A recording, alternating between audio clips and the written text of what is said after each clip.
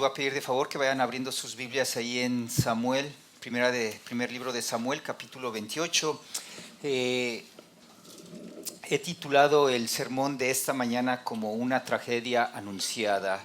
Seguramente cuando escuchamos esta frase recordamos algunas tragedias que precisamente se anunciaron antes de lo que sucedió, ¿no? De lo que la tragedia llevó a cabo. Cuando era joven, hace muy poquitos años, de niño tuve un amigo con el cual crecí hasta los 16 años, después del bachillerato, de la prepa. Este amigo realmente, yo decía, quiero ser como él, porque él era sumamente atrevido. Él era realmente atrevido, pero también travieso. Desde niño su mamá, el pastor de jóvenes, el pastor de la iglesia, le decía, hey Eliud, ten mucho cuidado, obedece las reglas porque veo que seguido estás desobedeciendo. Él se subía a los camiones, justamente al bajar él simplemente no pagaba el pasaje y el camión andando, él saltaba y no le pasaba nada. Recuerdo mucho cuando iba a las plazas comerciales, él bajaba las escaleras eléctricas, o más bien las subía mientras las escaleras eléctricas bajaban y no le pasaba nada. Sin embargo, su mamá, la gente adulta a su alrededor siempre le decía, ten cuidado, obedece las reglas, obedece lo que te estoy diciendo, le decía su mamá. Él llegó a sacar una licencia de manejo y obviamente su temperamento y sobre todo su desobediencia lo llevaba a manejar muy rápido, a desobedecer las reglas. Así que bueno, crecí y casi era un poco diferente, pero volví a tener otro amigo. Él se llamaba David. Él fue un compañero en el seminario durante 3 años y pues también él era muy atrevido al manejar. Inclusive a mí me gusta la velocidad, pero cuando me subía con él en el carro, realmente me ponía sumamente nervioso. Manejaba con una velocidad tremenda y le decíamos, David, ten cuidado. Principalmente obedece las reglas. Si estás viendo ahí, aunque en México no había muchos límites de velocidad ahí marcados, pero uno sabía que no podía manejar a esa velocidad que él acostumbraba a manejar. Bueno, en fin, tanto Eliud, mi amigo de la niñez, como David, mi amigo de la juventud, bueno, estando en el seminario, preparándonos juntos él para ser pastor, yo para ser misionero, ambos murieron trágicamente. Ambos murieron en accidentes automovilísticos, hermanos. Justamente se me venía a la mente cuando estaba leyendo esto y viendo lo que hemos visto de Saúl, una tragedia anunciada, ¿no?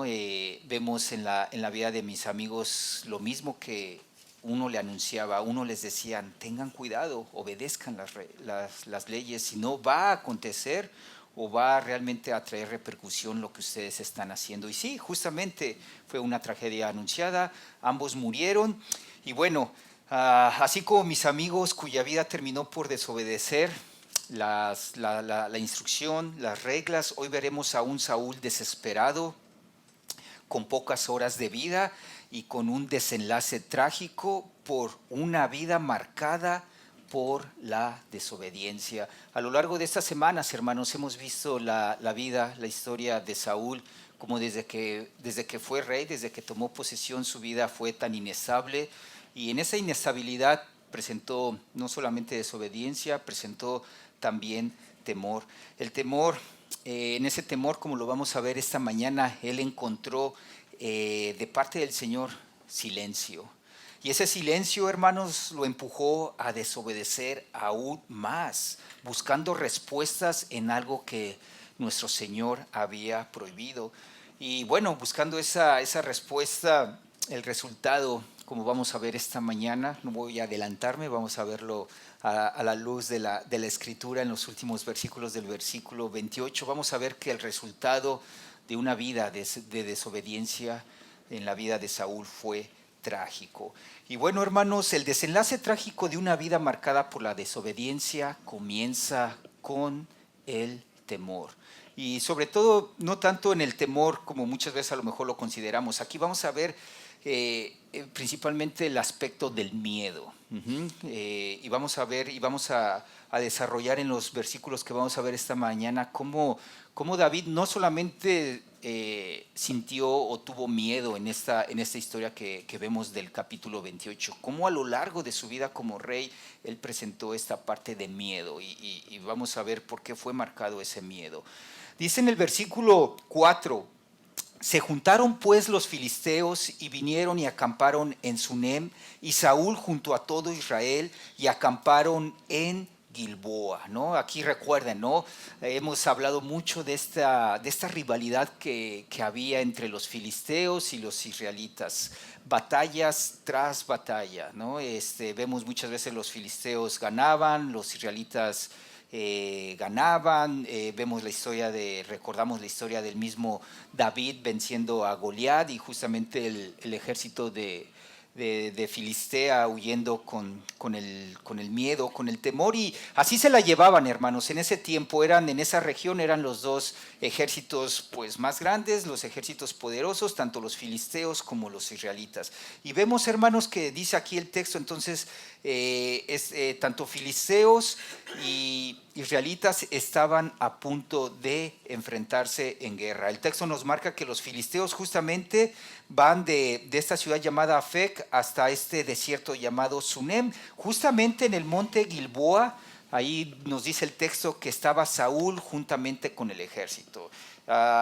Inclusive actualmente y geográficamente ahí se ven estas montañas dividiendo tanto el monte de Gilboa como el desierto de Sunem, y es justamente lo que ambos ejércitos estaban, ¿no? De un lado del monte Gilboa, Saúl y el ejército, enfrente de él los filisteos.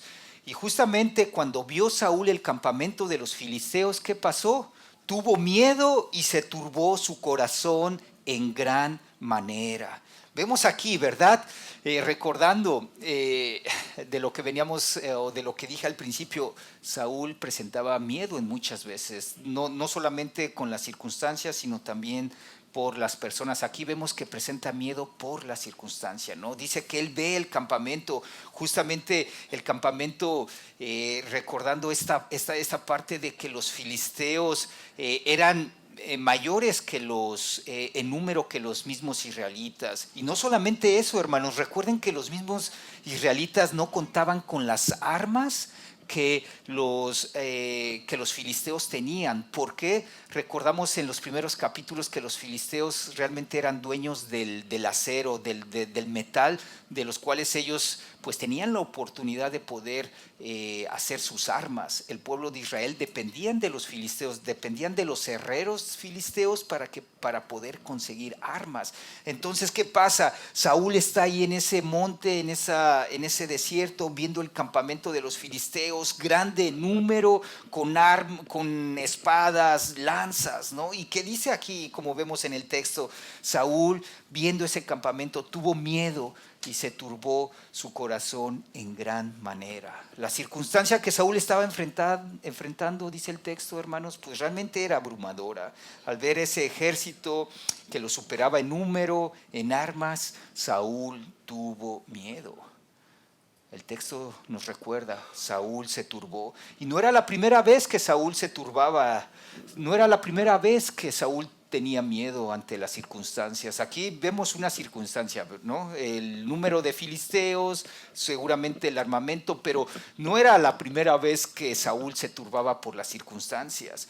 Recordamos ahí en el capítulo 13, Saúl también, justamente antes de iniciar una batalla con los filisteos, el profeta Samuel le dice: ¿sabes qué, Saúl? Tienes que esperar 7 días hasta que yo llegue, pueda ofrecer sacrificio, para que de esta manera nosotros encontremos el favor de Dios y podamos empezar la batalla contra el pueblo filisteo.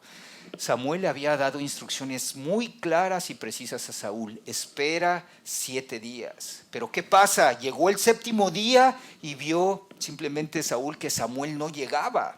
Inclusive no se recuerden esa historia, ¿verdad? ¿Qué pasó? Saúl tuvo miedo y desobedeció. Él mismo ofreció el sacrificio. Entonces Samuel le dijo: ¿qué has hecho? Y Saúl respondió: fíjense, porque vi que el pueblo se me desertaba y que tú no venías dentro del plazo señalado y que los filisteos estaban reunidos en Micmas. Me esforcé, pues, y ofrecí holocausto. Hermanos, Saúl tuvo miedo ante las circunstancias. Saúl tuvo miedo al ver que la gente se le desertaba, ¿no? Obviamente sabiendo que el ejército filisteo era mayor en número, era más poderoso que el ejército de Israel. Su misma gente, su mismo ejército desertaba. ¿Y qué hizo? No esperó la instrucción de Samuel. Vio que llegó el séptimo día. Entonces él, ¿qué hizo? Ofreció el holocausto que no le pertenecía a él ofrecerlo.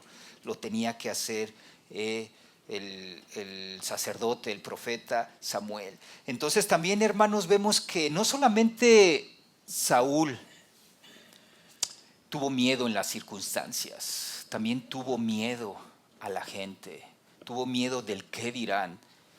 El Señor también le había mandado por medio del profeta Samuel a Saúl en una de sus luchas. Este no era un filisteo, era una persona, era un rey de otro pueblo, de otra nación, que justamente cuando el pueblo de Israel salió de Egipto, esta nación le dio la espalda a Israel y no los ayudó. Y siempre los israelitas habían tenido esta batalla con este pueblo.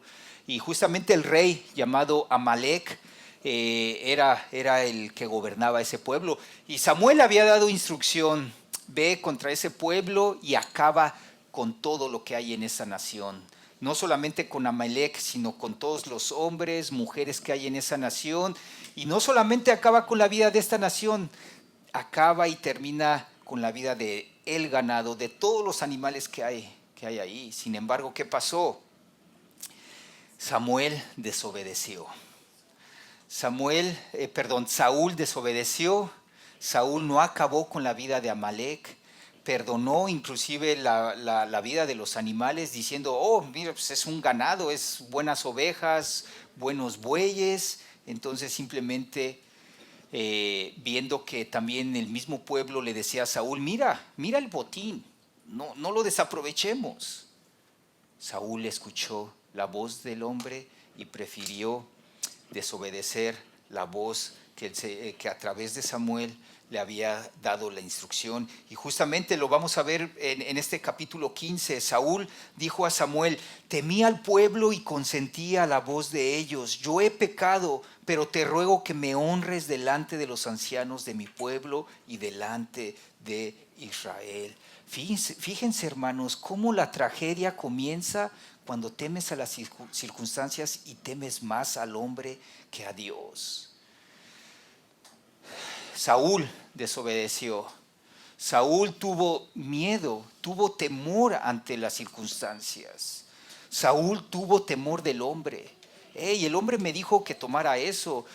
Vi que el hombre eran más que nosotros. Temió al ejército más que a Dios.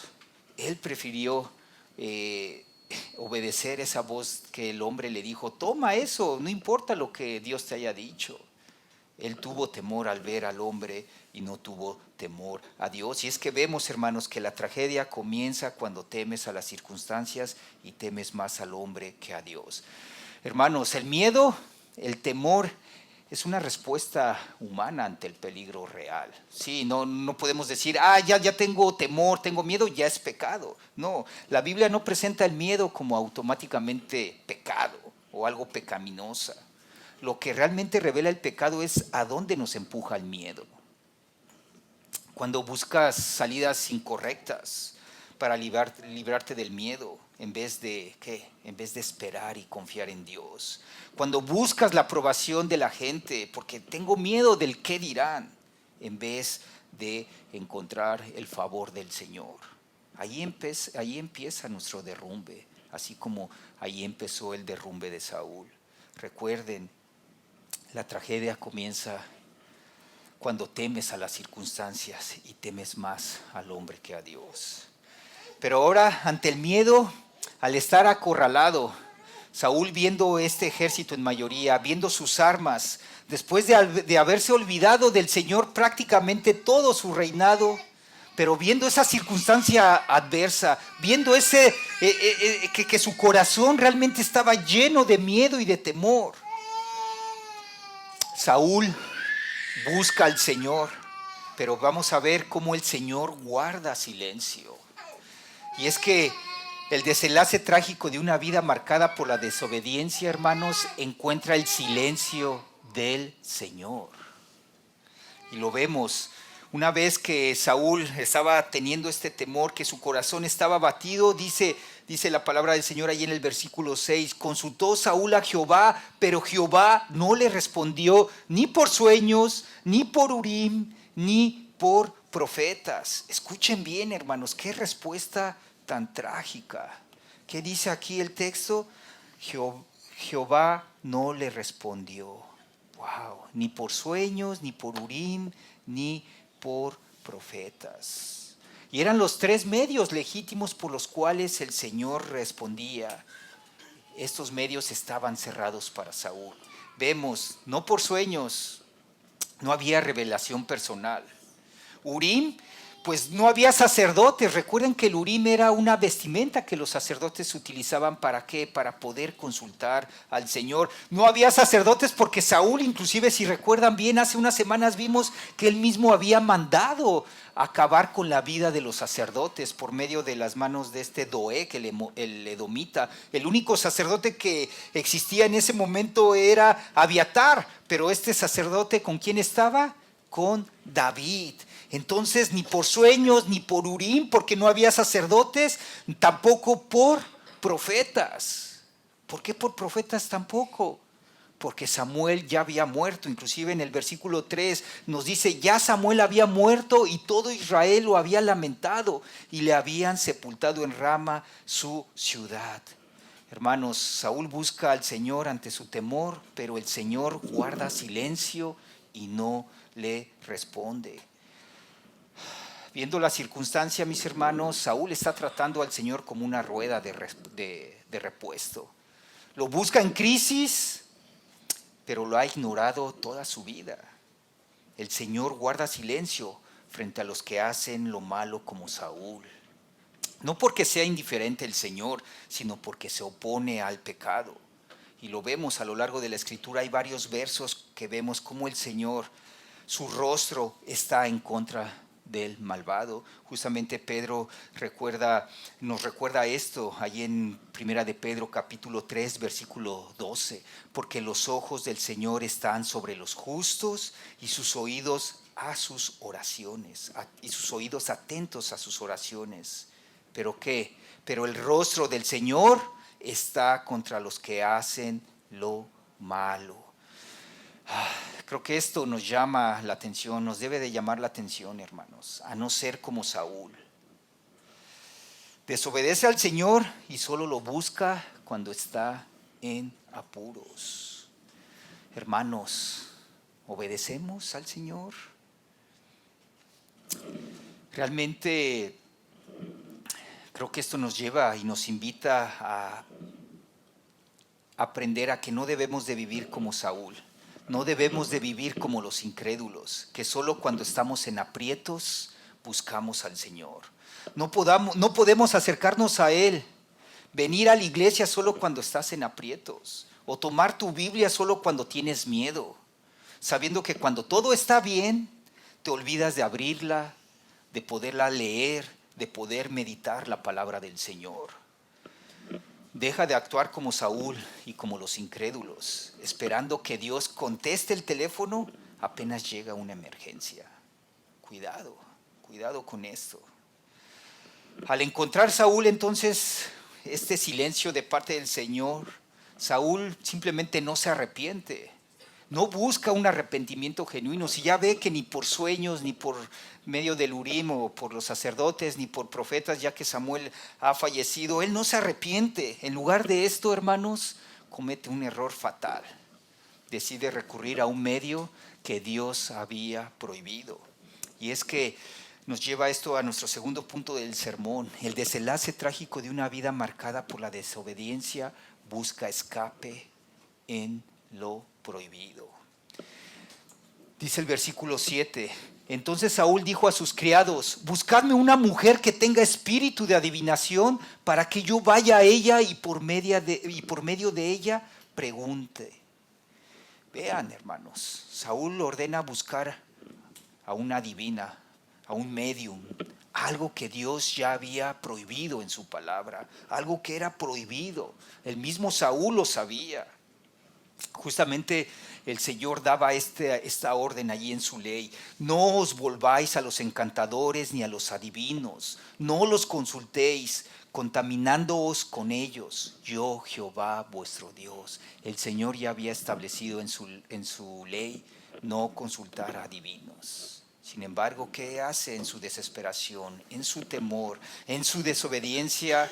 Busca una divina, Saúl, para poder saber su futuro, para saber si él iba a poder salir bien librado de esa batalla que iba a estar enfrentando con los filisteos. Y fíjense, hermanos, Saúl mismo había expulsado de Israel a los encantadores y adivinos. Como vemos al principio del capítulo, dice ahí en el versículo 3 al final, dice: y Saúl había arrojado de la tierra a los encantadores y adivinos. Qué ironía. Saúl expulsó a los divinos, a los adivinos, a los encantadores precisamente para obedecer la ley del Señor. Pero ahora, ¿qué pasa? Ahora desobedece y los está buscando. Eso es lo que se le llama en la política un doble discurso, ¿verdad? El mismo gobierno termina recurriendo a lo que prohibió, ¿no? Y en Latinoamérica lo vemos mucho, ¿no? Presidentes, gobernantes hablando contrario a lo que según eso sus convicciones, o poniendo leyes que para la sociedad son buenas, y ellos que terminan haciendo justamente, el mismo gobierno termina recurriendo a las cosas que él mismo prohibió. Condena en público, negocia en privado y terminan haciendo lo prohibido. Y es justamente lo que Saúl está haciendo. Saúl había aparentemente obedecido la ley de Dios, expulsando a todos esos adivinos, a todos esos encantadores. Sin embargo, en su desesperación desobedece al Señor, porque era una ley que Dios había dado. Va y busca a esta adivina. Entonces dice: y sus criados les respondieron: he aquí, hay una mujer en Endor que tiene espíritu de adivinación. ¿Y qué pasó? Se disfrazó Saúl y se puso otros vestidos y se fue con 2 hombres. Vemos aquí, hermanos, que él se disfraza principalmente porque iba a pasar cerca del campamento filisteo. Y obviamente él tenía que hacer eso, si no los filisteos iban a descubrir quién era. Sus siervos ahí lo llevan a esta ciudad donde estaban estos adivinos, llamado Endor. Saúl tiene que arriesgar su vida cuando precisamente pasa cerca del campamento filisteo. Su desesperación por saber el futuro es más grande que su miedo a morir, y eso lo demuestra con ello, ¿verdad? Dice: no me importa que pueda arriesgar mi vida con tal de que me adivinen el futuro. Quiero saber qué me va a deparar esta guerra contra los filisteos. ¿Y qué pasó? Vinieron aquella mujer de noche y él dijo: yo te ruego que me adivines por el espíritu de adivinación y me hagas subir a quien yo te dijere. Y la mujer le dijo: he aquí, tú sabes lo que Saúl ha hecho, cómo ha cortado de la tierra a los evocadores y a los adivinos. ¿Por qué pues pones tropiezo a mi vida para hacerme morir? Fíjense, hermanos, inclusive ella misma, la adivina, sin darse cuenta que era Saúl, pero ella dice: Saúl, el rey, ha prohibido que yo pueda ejercer esto. ¿Por qué vienes a mí, hombre? Porque obviamente lo vemos, ¿no? Todavía no identificaba que era Saúl. ¿Para qué vienes? ¿Para qué pones tropiezo a mi vida? ¿Para hacerme morir? Le pregunta esta divina a Saúl. Pero fíjense cómo responde Saúl. Entonces Saúl le juró por Jehová diciendo, fíjense, tremendo: vive Jehová, que ningún mal te vendrá por esto.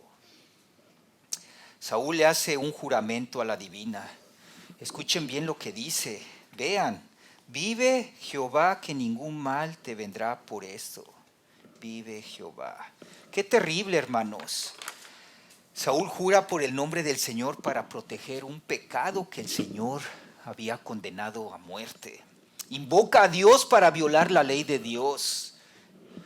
simplemente es un acto insensato y blasfemo de parte de Saúl. El punto más bajo de una vida marcada por la desobediencia, aquí la vemos, hermanos. Usar el nombre del Señor mientras se vive en rebelión. La mujer entonces dijo: ¿a quién te haré venir? Y Saúl respondió: hazme venir a Samuel. Justamente ya cuando le dice esto Saúl a la divina, dice que la divina, y viendo la mujer a Samuel, clamó en alta voz. Prácticamente de clamó en alta voz en el original es gritó, o sea, simplemente gritó y habló aquella mujer a Saúl diciendo: ¿por qué me has engañado? Pues tú eres Saúl. Y el rey le dijo: no temas. ¿Qué has visto? Cuéntame. Y la mujer respondió a Saúl: he visto dioses que suben de la tierra. Entonces vemos, hermanos, cómo la divina invoca a Samuel. ¿Y qué pasa? Ella ve dioses que suben de la tierra. Samuel se apareció como un espíritu, ¿no? Dice ahí que la divina dice: veo a dioses como subiendo de la tierra. Samuel se aparece como un espíritu que subía de la tierra. Y es algo interesante, hermanos. No hay otro milagro como este en todas las escrituras. Y es que fíjense, ¿no? Está la divina viendo viendo a Samuel, ¿no? Dice, viendo como a dioses que salen de la tierra. Y es que en la antigüedad los adivinos no lucían como este tipo de payasos, hermanos. Ni consultaban de la misma manera como ellos lo hacían. En ese tiempo muchos consultaban haciendo un hoyo en la tierra. Y es por eso que el texto dice: vio dioses o espíritus que subían, ¿qué? De la tierra. Aquí han surgido varias dudas con respecto a la aparición de Samuel. Inclusive el miércoles pasado que mis hermanos y yo estábamos revisando las notas de este sermón para este domingo, entendemos que hay dudas sobre si era Samuel o no era Samuel. Inclusive algunos comentaristas sugieren que realmente no fue Samuel y era simplemente una manifestación maligna provocada por la adivinación. Pero creo que el texto, hermanos, presenta que fue Samuel, no fue una ilusión que apareció. ¿Por qué? Porque Dios en su soberanía permitió que Samuel hablara. Y digo que hablara porque inclusive la misma divina gritó porque sabía que ella no podía hacer eso. Entendió dos cosas: esto venía de Dios y el hombre era Samuel. Dios había prohibido la adivinación. Dios ha prohibido la adivinación, mis hermanos, pero Él sigue siendo soberano y cumple sus propósitos como Él quiere. Obviamente esto no justifica la adivinación. No porque, sí, miren, sí llegó Samuel y miren, consultó Saúl a la divina y provocó que Samuel viniera. Entonces yo igual puedo ir allá con el Walter Mercado, con la de la mano, para que me traiga al tío, a la abuelita, al abuelito y me diga si realmente firmó el testamento a mi nombre, ¿no? No, hermanos, esto no justifica la adivinación. El mandato de no consultar adivinación sigue vigente, sigue siendo claro y debemos obedecerlo. ¿Qué pasó? Entonces Saúl le dijo: ¿cuál es su forma? Y ella respondió: un hombre anciano viene cubierto de un manto. Saúl entonces entendió que era Samuel y, humillando el rostro a tierra, hizo gran reverencia. Vemos, hermanos, ¿no? Saúl le pregunta a la divina: ¿cómo es? Y ella justamente describe a un anciano y da esta especificación: cubierto de un manto. Cuando le dice la divina que viene este anciano, o sea, refiriéndose a Samuel, cubierto de un manto, al escuchar esa respuesta que el anciano está cubierto de un manto, Saúl entendió inmediatamente que era Samuel. Entonces, ¿qué pasa, hermanos? Dice el texto que, Saúl se inclina rostro en tierra, espera quizás una palabra de alivio que Samuel pueda darle a Saúl. Sin embargo, vemos como tercer punto que el desenlace trágico de una vida marcada por la desobediencia solo puede esperar juicio. Y lo vemos a continuación en el versículo 15. Y Samuel dijo a Saúl: ¿por qué me has inquietado haciéndome venir? Y Saúl respondió: estoy muy angustiado, pues los filisteos pelean contra mí y Dios se ha apartado de mí y no me responde más, ni por medio de profetas, ni por sueños. Por esto te he llamado, para que me declares lo que tengo que hacer.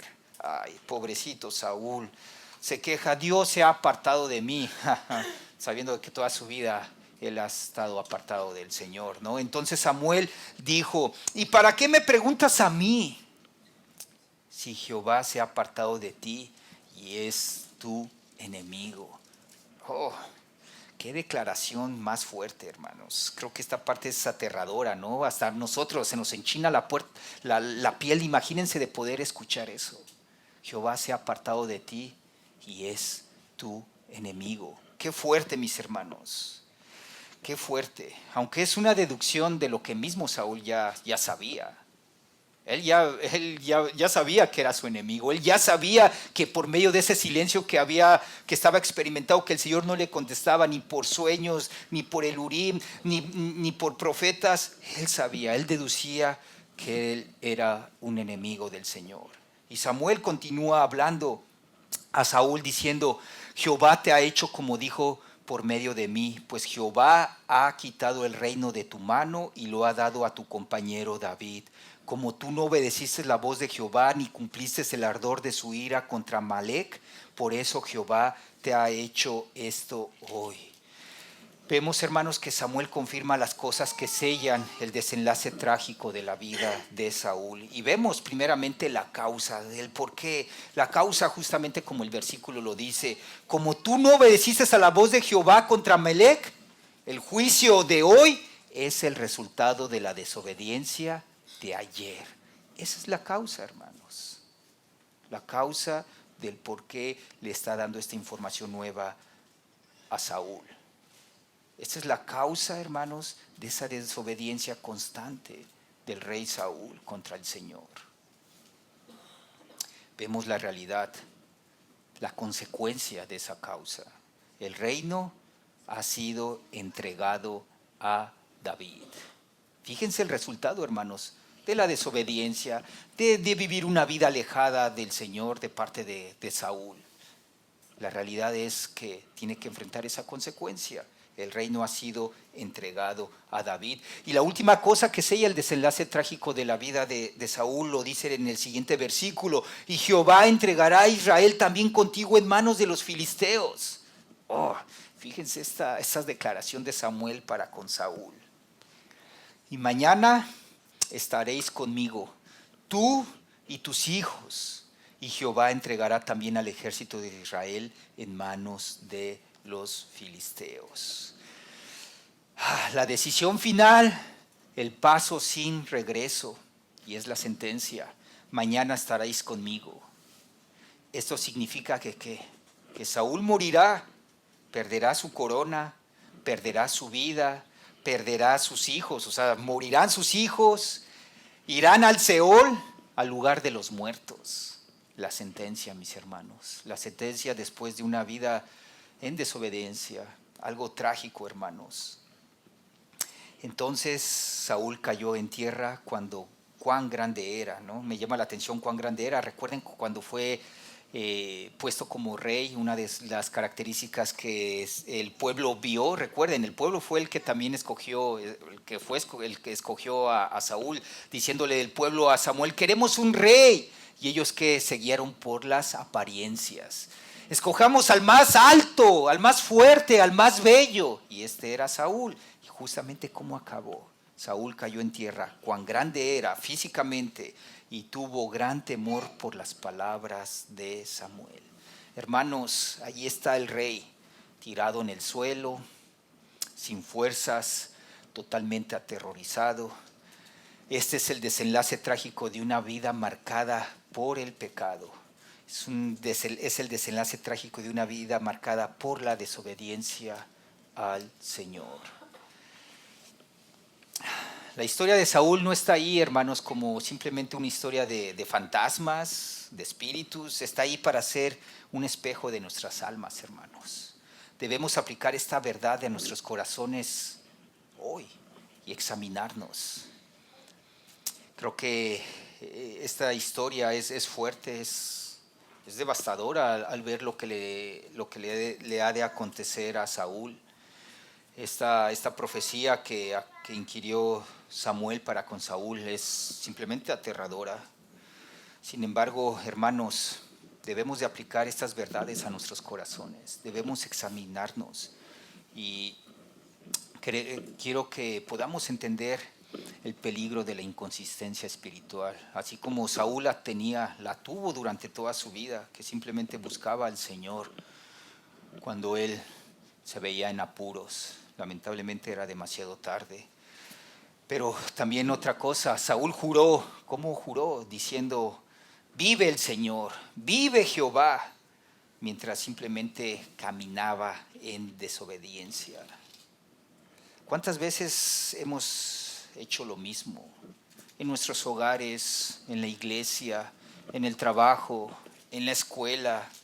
Usamos un lenguaje bien espiritual, bien santo. Dios te bendiga. Ay, voy a orar para que mis compañeros me vean y que vean que soy bien espiritual. Oro con mi familia ahí por los alimentos. Pero nuestras acciones, hermanos, nuestro corazón, muchas veces pueden ser de desobediencia. Padres, madres, esposos, esposas, si en casa, iglesias, trabajos, hablamos de Dios, pero vivimos con ira, con amargura, con una inmoralidad oculta, realmente somos como un Saúl disfrazado.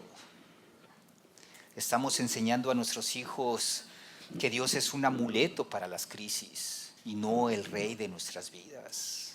Cuidado con esa inconsistencia espiritual, hermanos. Cuidado con buscar mediums cuando Dios calla. Y digo mediums como lo entendemos, como adivinas, pero también mediums modernos, como muchas veces hemos escuchado o entendemos. Saúl buscó una divina porque los medios legítimos estaban en silencio, ¿no? No había sueños, no estaban los sacerdotes, no estaban los profetas. Y a veces sentimos sequedad también espiritual. Podemos llegar a sentirla, hermanos. No estamos exentos de ello. Yo seguido he compartido con ustedes, con varios de ustedes. Oren por mí. Hay desánimo. Hay veces que me puedo sentir con esta sequedad espiritual. Muchas veces sentimos que Dios no responde. Pero ¿qué hacemos, hermanos? ¿Corremos a la Biblia y a buscar arrepentimiento por nuestros pecados? ¿O simplemente buscamos mediums modernos? Buscamos una nueva experiencia emocional, un nuevo predicador de moda que nos diga lo que queremos oír, o una palabra nueva. Quiero una palabra nueva porque ya la Biblia se me hace aburrida. Hermanos, no busquemos atajos.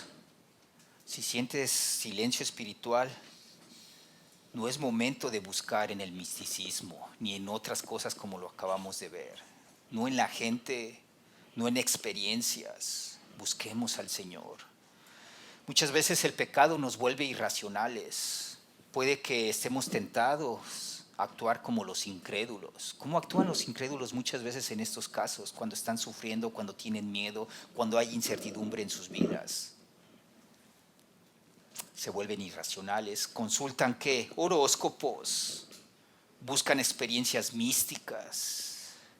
Actualmente, en los últimos 3 años he escuchado mucho acerca de los hongos alucinógenos, ¿no? Y he tenido la oportunidad de hablar con 3 personas que han atravesado estas experiencias. ¿Saben por qué llegaron a buscar esto? Tenían miedo, tenían temor. Sus circunstancias simplemente eran circunstancias adversas que simplemente ya estaban encerrados. No encontraban una solución. Y los llevaron a actuar irracionalmente, buscando brujas, buscando estos hongos alucinógenos. Y es que, hermanos, por nuestro trasfondo de venir de países latinoamericanos, somos muy dados a buscar muchas veces el misticismo. Y lo hay por todos lados, hermanos. Desde aquellos que el Señor nos libre, hermanos, pero muchas veces es frecuente.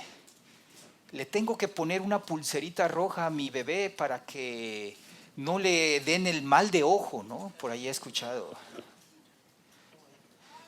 Cristianos escuchando decir, tengo que ponerme de tal color esta ropa interior para ahora sí empezar el año al 100.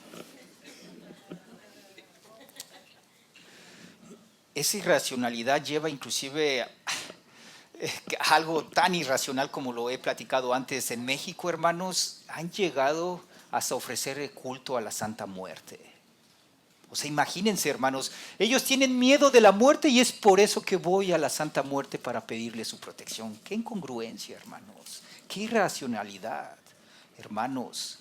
Que nuestra confianza esté puesta en el Señor y en su palabra y no en esas tonterías o en esas cosas irracionales que el mundo puede ofrecer. Hermanos, es momento de volver a la oración y a la palabra, que es la única revelación confiable y digna de ser escuchada.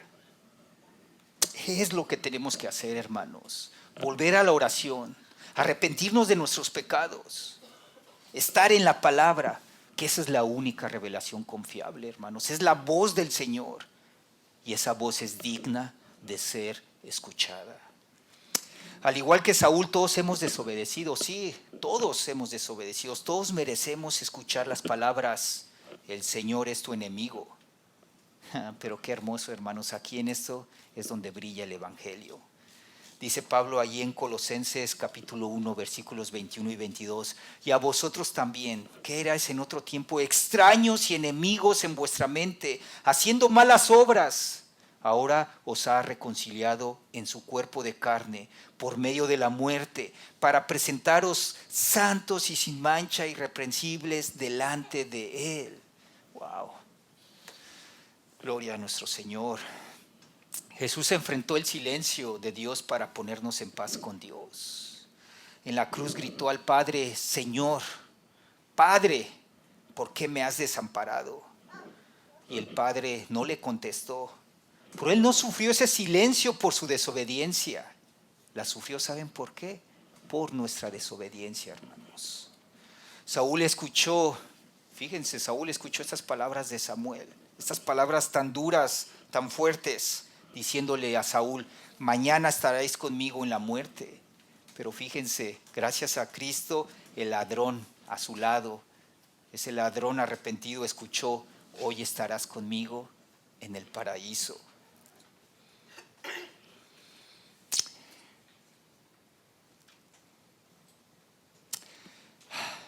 La gracia de nuestro Señor, mis hermanos. El desenlace trágico de una vida marcada por la desobediencia, hermanos, es real, pero no tiene que ser tu final.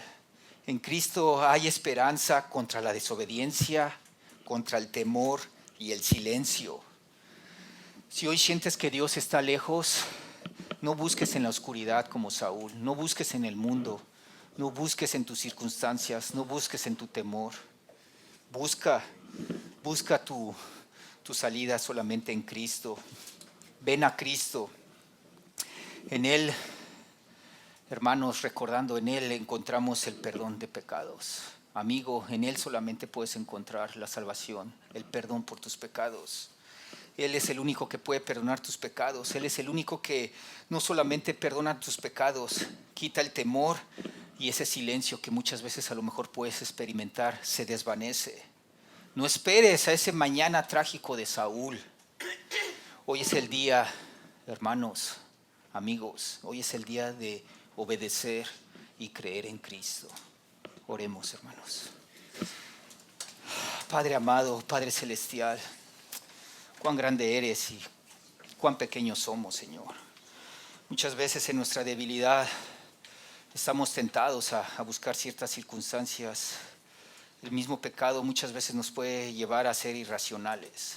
Pero Padre, a la luz de tu palabra de esta mañana que hemos visto, ayuda a que nuestra confianza esté puesta solamente en ti, que nuestra confianza solamente esté puesta en cómo tú te has revelado a través de tu palabra. Señor, ayúdanos a evitar caer en la tentación de buscar otros medios en vez de buscarte a ti, el Dios todopoderoso, el Dios soberano, el Dios que ha transformado nuestro llanto en gozo, que ha transformado nuestra tristeza en alegría. Ayúdanos a confiar en ti y que no solamente sea de palabra, que realmente sea de hecho. Que no solamente te busquemos cuando estemos atribulados, sino que te busquemos día y noche, alabando, exaltando, glorificando tu santo nombre con nuestros labios. Que en nuestro tiempo, Señor, podamos seguir conociéndote a través de tu palabra. Ayúdanos, Padre amado. Ayúdanos a confiar en ti. Si, Padre, hemos desobedecido y lo sabemos que hemos desobedecido, hemos pecado, ayúdanos a buscarte para poder confesar nuestros pecados, arrepentirnos de nuestro pecado y de esta manera, Señor, poder hallar gracia delante de ti. Y no solamente que sean palabras en vano, sino realmente un arrepentimiento que lleve fruto, Señor. Ayúdanos, Padre. En el nombre de Cristo Jesús oramos. Amén.